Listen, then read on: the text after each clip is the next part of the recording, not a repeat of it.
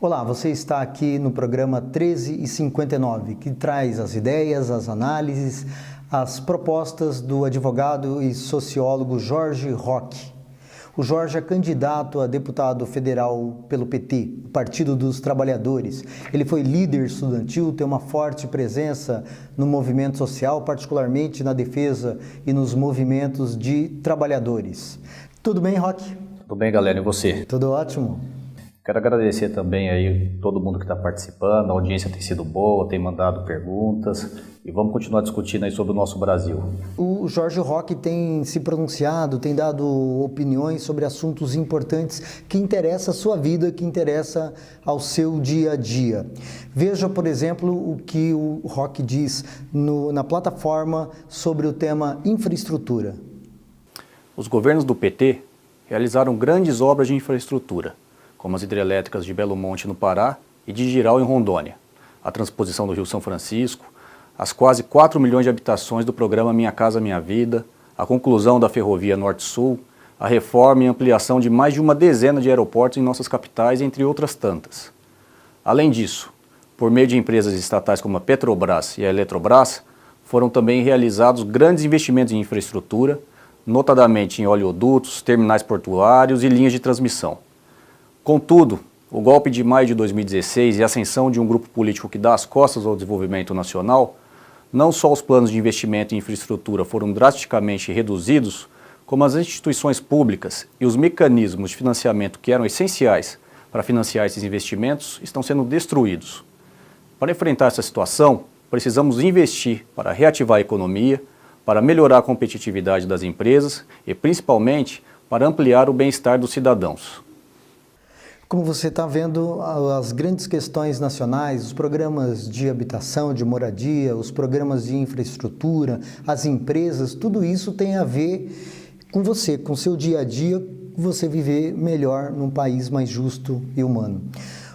Sobre isso, Roque, o que é possível fazer para o Brasil avançar?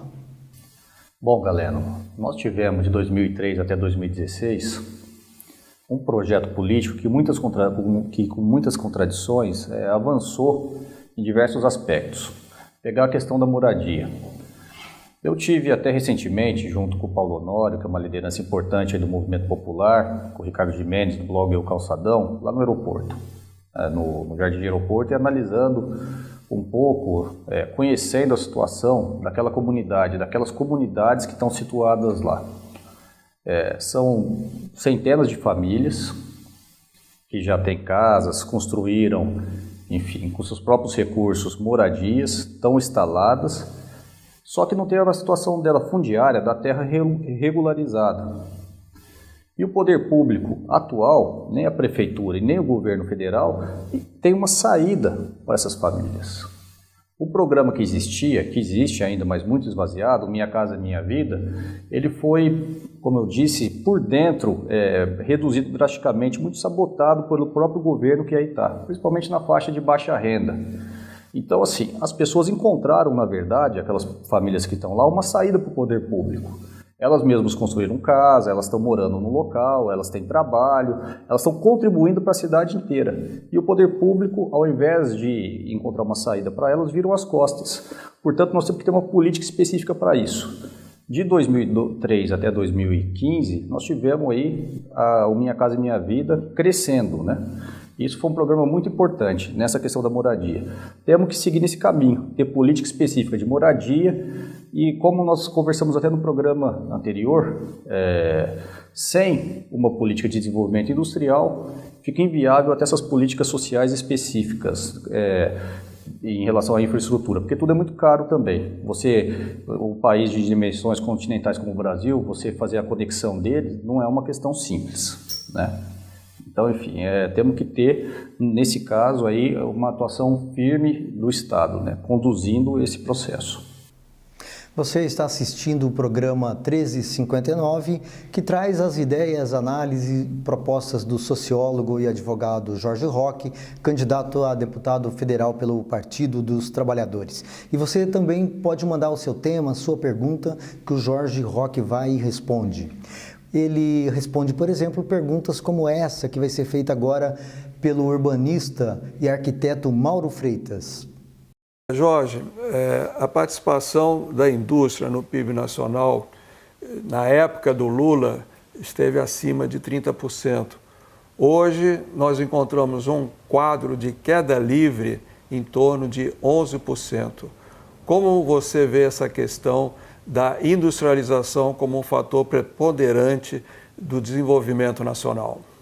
Obrigado, Mauro, pela pergunta. É um tema central do nosso desenvolvimento.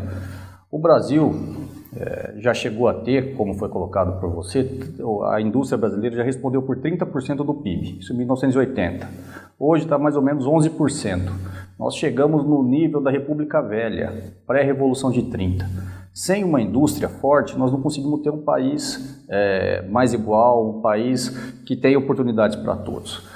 Só na base da fazenda e da mina, ou seja, só na base das commodities, é impossível ter um projeto sequer social-democrata no país, quanto mais um projeto mais avançado. Então nós precisamos retomar um projeto de industrialização. Como fazer isso? Temos alguns entraves. Questão dos juros, que na verdade a questão dos juros, falar assim, reduz um pouco o problema. A questão do poder do setor financeiro, do poder dos bancos, temos que atacar isso. Temos que atacar de que forma? Temos que regulamentar. Claro que os bancos têm que existir. Claro que, como nós estamos vivendo numa sociedade capitalista, que eles também têm que ter o lucro. Mas não pode ser lucros abusivos. O Santander tira aproximadamente um quarto do lucro mundial dele do Brasil. Ele está em mais de 100 países. Um quarto do lucro mundial é do Brasil. Em nenhum lugar do mundo ele tem esse resultado. Por quê? Porque aqui está indo muito bem a economia? Não, porque está indo muito mal. É por isso que ele consegue tirar um lucro extraordinário desse. Portanto, temos que atacar o poder dos bancos, regulamentando. Esses juros que existem no Brasil são abusivos, isso não existe, não tem qualquer explicação econômica. Temos que mudar essa situação.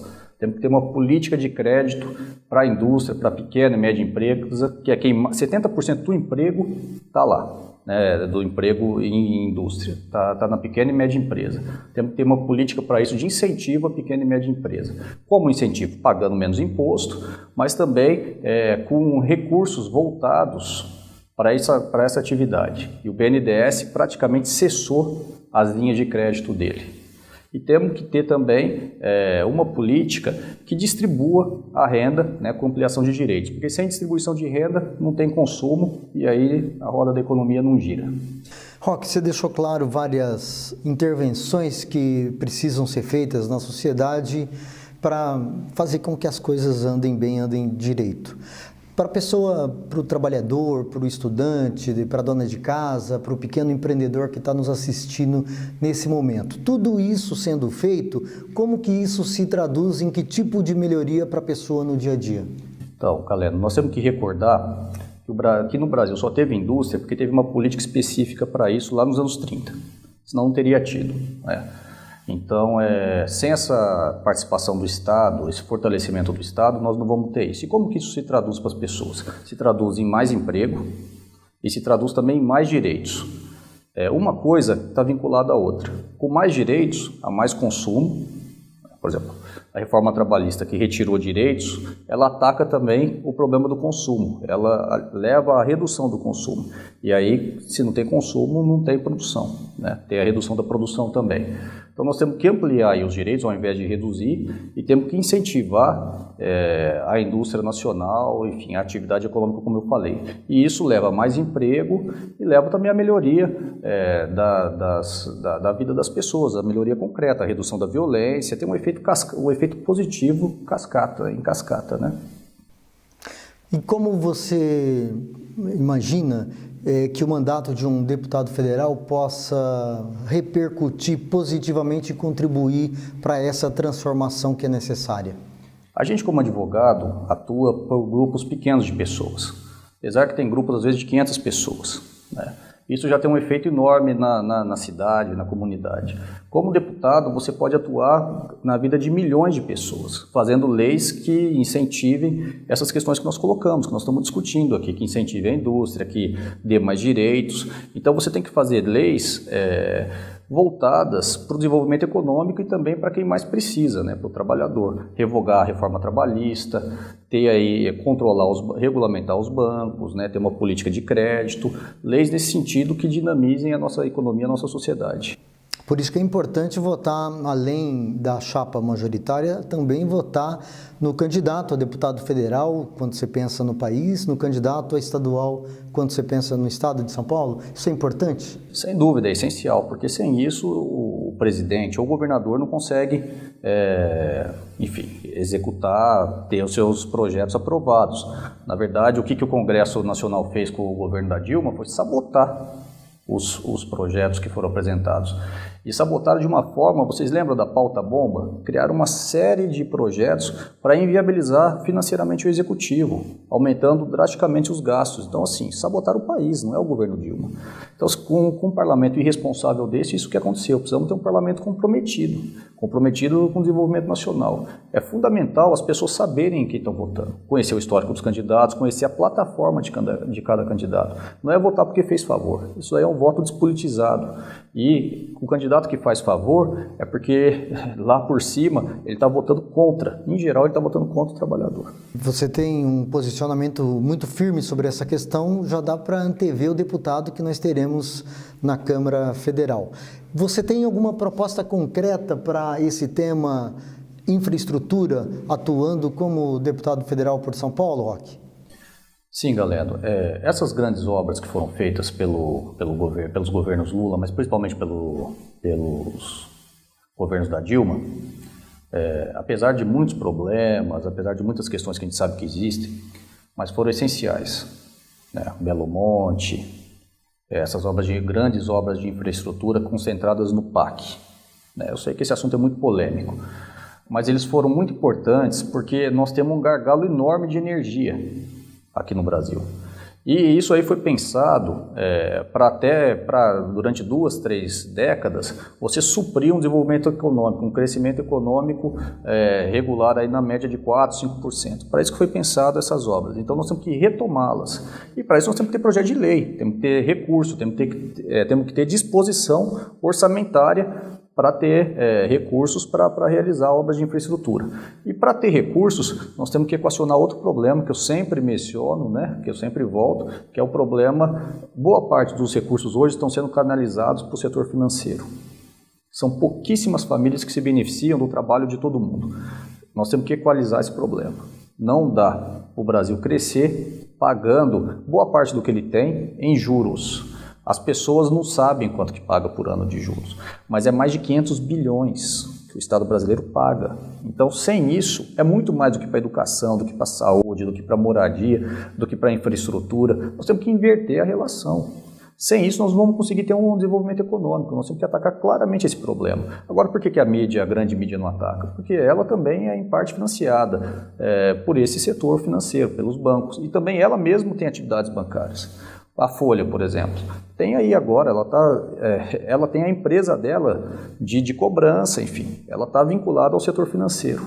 Os grandes proprietários de mídia hoje também têm bancos, vamos dizer assim, eles também movimentam, ganham dinheiro com essa especulação. E por isso que, evidentemente, eles não têm uma linha de atuação, de ataque a isso. Você está vendo que você manda a sua pergunta, entra lá no site que aparece aqui embaixo, faz a sua pergunta, traz a sua questão e o Jorge Roque responde.